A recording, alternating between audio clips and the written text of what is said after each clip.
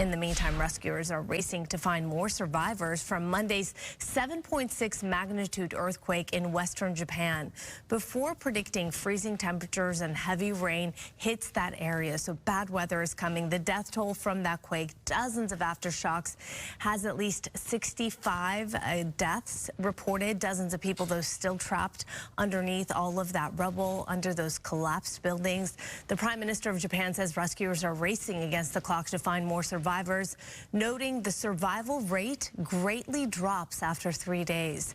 Japan's meteorological agency has lifted tsunami warnings. They did that yesterday.